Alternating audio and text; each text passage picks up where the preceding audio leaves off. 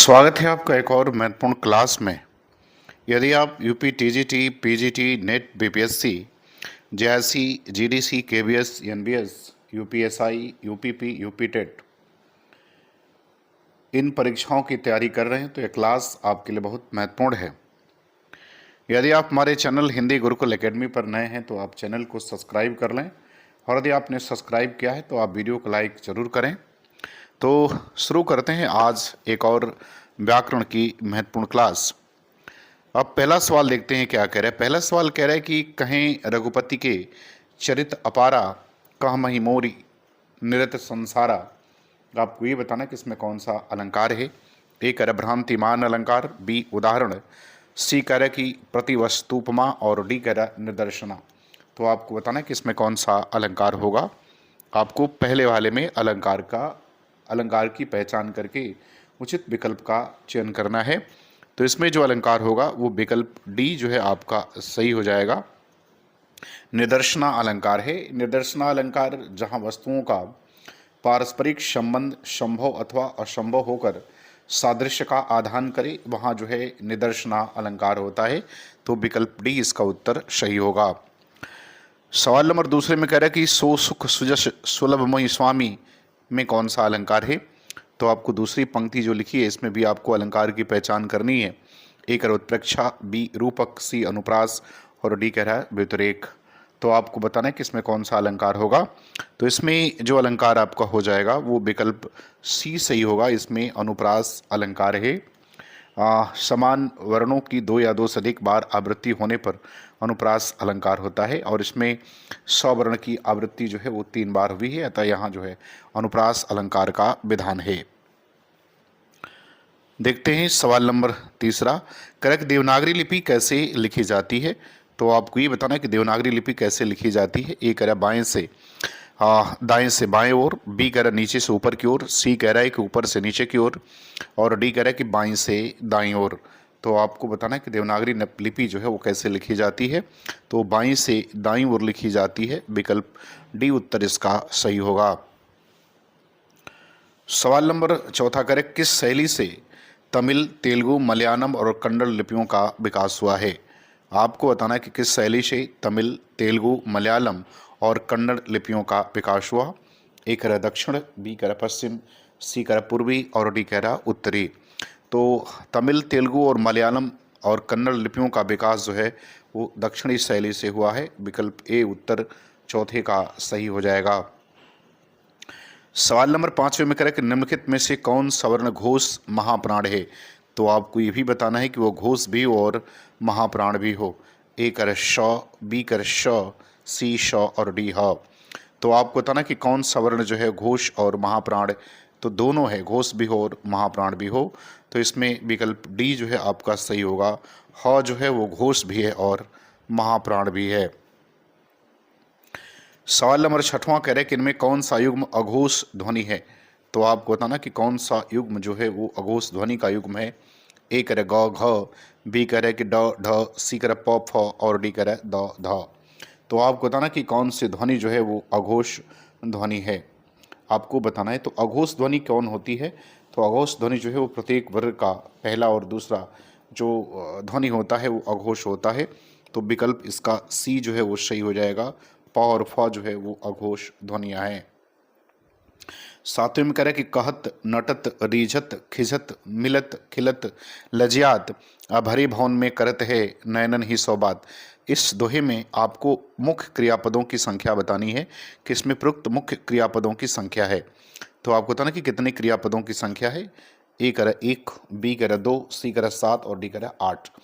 तो आपको ये बताना है कि इस दोहे में प्रयुक्त मुख्य क्रियापदों की संख्या कितनी है। सातवें में आपको बताना है तो इसमें क्रियापदों की संख्या कुल कितनी है। तो वो 7 इसमें क्रियापद हैं। एक कहत, नटत, नटत मतलब नकारना, रीझत, खिझत, मिलत, खिलत, और लजियात मतलब लजाना। तो ये सभी जो हैं वो मुख्य क्रियापद हैं। तो विकल्प सी उत्तर 7वें का सही हो जाएगा। सवाल नंबर 8वां करें, मैंने पत्र लिखा, वाक्य में पत्र कौन सा कारक है। आपको बताना कि मैंने पत्र लिखा, इसमें पत्र कौन सा कारक है। ए कर्ता, बी संबंध, सी कर्म, और डी करण कारक। तो आपको बताना कि पत्र कौन सा कारक है। पत्र कर्म कारक है। विकल्प सी उत्तर जो है वो 8वें का सही हो जाएगा। सवाल नंबर 9 में कह रहे हैं कि निम्नलिखित में कौन सा स्त्रीलिंग है। तो आपको बताना कि इसमें कौन सा शब्द जो है वो स्त्रीलिंग है। ए है उत्साह, बी चक्रव्यूह, सी मृत्यु और डी संकल्प। तो आपको स्त्रीलिंग की पहचान करनी है। तो इसमें मृत्यु शब्द जो है वो स्त्रीलिंग है, बाकी सभी जो हैं वो पुल्लिंग शब्द हैं। तो 9 का विकल्प सी सही होगा। सवाल नंबर 10 कह रहा है कि निम्नलिखित में स्त्रीलिंग शब्द को चुनिए। तो इसमें भी आपको स्त्रीलिंग शब्द की पहचान करनी है। ए कर धुआं, बी कर संध्या, सी कर भत्ता और डी कर धावा। तो आपको बताना है कि कौन सा शब्द इसमें स्त्रीलिंग है। तो जो स्त्रीलिंग शब्द इसमें है वो संध्या है। विकल्प बी उत्तर सही होगा। धुआं, भत्ता और धावा ये सभी पुल्लिंग शब्द हैं। 11 नंबर सवाल में कह रहा है कि निम्नलिखित शब्दों में से एक वचन है। तो आपको इसमें से एक वचन वाले शब्द की पहचान करनी है। ए कह रहा प्राण, बी दर्शन, सी होंठ और डी कह रहा तेल। तो आपको बताना कि कौन सा शब्द इसमें से एक वचन है। तो एक वचन विकल्प डी सही हो जाएगा, तेल। इतने की जो भी द्रव्यवाचक संज्ञाएं होती हैं वो एक वचन में होती हैं। तो विकल्प डी उसका उत्तर सही होगा। बाकी सभी जो हैं वो बहुवचन के रूप में प्रयोग होते हैं। सवाल नंबर 12 में कह रहा है कि नीचे दिए गए शब्द का सही संधि विच्छेद वाला विकल्प पहचानिए। तो आपको शब्द मिला है मुनीश।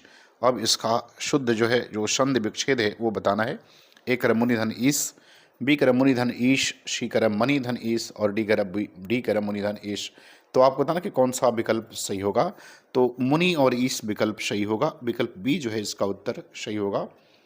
9 पर बड़ी की नहीं छोटी की मात्रा होती है। 13 में कह रहे कि नीचे दिए गए शब्द में प्रयुक्त संधि विच्छेद का सही विकल्प क्या होगा। तो आपको ये बताना कि अत्यंत जो शब्द लिखा है इसका ये किस संधि का उदाहरण है, आपको ये बताना है। गुण संधि, बी करे यण संधि, सी करे वृद्धि संधि और डी करे ययादि संधि। ये संधि है, ये आपका संधि है, संधि है। तो आपको बताना कि अत्यंत जो है वो किस संधि का उदाहरण है। तो अति और अंत है, तो ये यण संधि का उदाहरण है। विकल्प बी जो है 13 का उत्तर सही हो जाएगा। सवाल नंबर 14 करें कि निम्न विकल्पों में से उस विकल्प का चयन कीजिए जो दिए गए समस्त पद के सही तत्पुरुष समास का विकल्प है। तो आपको सिरोधार्य जो है इसका सही जो विग्रह है वो आपको बताना है। सिरोधार्य में तत्पुरुष समास होता है। ए कर सिर पर धारण करने योग्य, बी कर सिर के समान धारण, सी कर सिर पर धारण करने के समान और डी कर धारण करने योग्य सिर पर। तो आपको बताना कि सिरोधार्य का सही जो है वो विग्रह जो है वो क्या होगा। तो इसका हो जाएगा सिर पर धारण करने योग्य, अर्थात विकल्प ए जो है इसका उत्तर सही होगा। अब आ जाते हैं सवाल नंबर 15। कह रहे कि समास में आए पदों को छोड़कर जब किसी अन्य पद की प्रधानता हो तो कौन सा समास होता है। तो आपको बताना कि अन्य पद प्रधान कौन सा समास होता है। ए कह रहे द्वंद्व समास, बी द्विगु समास, सी तत्पुरुष समास और डी कह रहा है बहुब्रीहि समास। तो 15 में आपको उत्तर बताना है। तो अन्य पद प्रधानता बहुब्रीहि समास की विशेषता होती है। तो विकल्प डी जो है इसका उत्तर क्या होगा, वो सही हो जाएगा सवाल नंबर 15 का। अब आते हैं सवाल नंबर 16। 16 में करें निम्नलिखित में से कौन तद्धित प्रत्यय वाला शब्द नहीं है। तो आपको ये बताना है कि कौन जो है वो तद्धित प्रत्यय वाला शब्द इसमें से नहीं है। ए कह रहा शिक्षक, बी कह रहा पौरुषेय, सी कह रहा मायावी और डी कह रहा है सजावट। तो आपको ये बताना है कि इसमें से कौन सा शब्द जो है वो तद्धित प्रत्यय वाला नहीं है। तो सजावट जो है वो तद्धित प्रत्यय वाला शब्द नहीं है, ये कृत प्रत्यय वाला शब्द है। तो विकल्प डी सही होगा। सवाल नंबर 17 में कह रहा है कि अचार शब्द इनमें से किस भाषा से आया है। आपको बताना है कि अचार शब्द जो है वो किस भाषा से आया है। ए कह रहा अंग्रेजी, बी पुर्तगाली, सी फ्रेंच और डी डच। तो आपको 17 का उत्तर देना है। तो 17 का उत्तर विकल्प बी हो जाएगा, यह पुर्तगाली भाषा से आया हुआ शब्द है। सवाल नंबर 18 में कह रहा है कि निम्नलिखित में तद्भव शब्द है। तो आपको ये बताना कि इसमें से कौन सा शब्द तद्भव है। ए कह रहा धूल, बी कह रहा नग्न, सी कह रहा पंक्ति और डी कह रहा पक्ष। तो आपको बताना कि कौन सा शब्द इसमें से तद्भव है। धूल है, नग्न है, पंक्ति है और पक्ष है। तो विकल्प ए इसका उत्तर सही हो जाएगा। धूल शब्द जो है वो तद्भव शब्द है। 19 में कह रहा है कि पार्वती का पर्यायवाची शब्द नहीं है। आपको बताना कि पार्वती का पर्यायवाची इनमें से कौन सा शब्द नहीं है। ए करे गिरिजा, बी करे अपर्णा, सी करे शैलजा और डी करे शिवानी। तो आपको बताना कि पार्वती का पर्यायवाची शब्द इनमें से कौन सा शब्द नहीं है, तो वो अपर्णा नहीं है। विकल्प बी जो है उत्तर इसका क्या होगा, सही हो जाएगा 19 का। अब आते हैं सवाल नंबर 20 में कह रहा है कि निम्न में से कौन सा शब्द समुद्र का पर्यायवाची है। तो आपको समुद्र का पर्यायवाची बताना है कि कौन सा शब्द समुद्र का पर्यायवाची है। ए कह रहा है सरिता, बी सागर, सी सरोवर और डी कह रहा है जलद। तो इनमें से आपको ये बताना कि कौन सा शब्द समुद्र का पर्यायवाची है, तो वो सागर जो है वो समुद्र का पर्यायवाची है। तो विकल्प बी उत्तर इसका सही होगा। सरिता नदी का पर्यायवाची है, सरोवर तालाब का पर्यायवाची है और जलद बादल का पर्यायवाची है। 21 में कह रहे कि मोर का पर्यायवाची शब्द क्या है। आपको मोर का पर्यायवाची बताना है। ए कह रहे कपाली, बी तड़ित, सी बिशिख और डी कह रहा कि विचक्षण है। तो आपको बताना कि मोर का पर्यायवाची शब्द क्या होगा। तो मोर का पर्यायवाची शब्द कपाली है। विकल्प ए उत्तर इसका सही होगा। सवाल नंबर 22 में कह रहा कि आग्रह का विलोम क्या है। आपको बताना कि आग्रह का विलोम क्या होता है।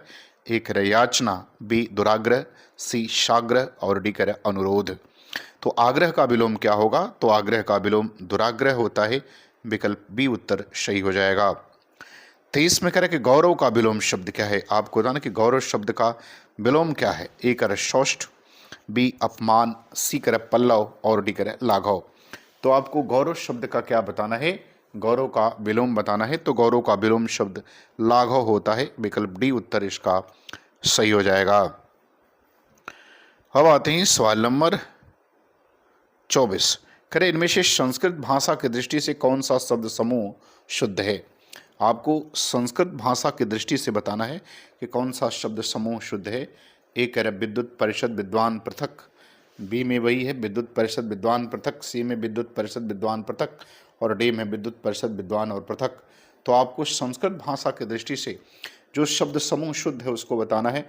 तो वो विकल्प डी आपका सही हो जाएगा। ये इसमें क्या है, वो शुद्ध है। अब आते हैं सवाल नंबर 25। कह रहा है वर्तनी की दृष्टि से इनमें से अशुद्ध शब्द क्या है। तो आपको बताना कि वर्तनी की दृष्टि से कौन सा शब्द अशुद्ध है। ए कह रहा ज्योत्सना, बी अहोरात्र, सी कह रहा भास्कर और डी कह रहा मिष्टान।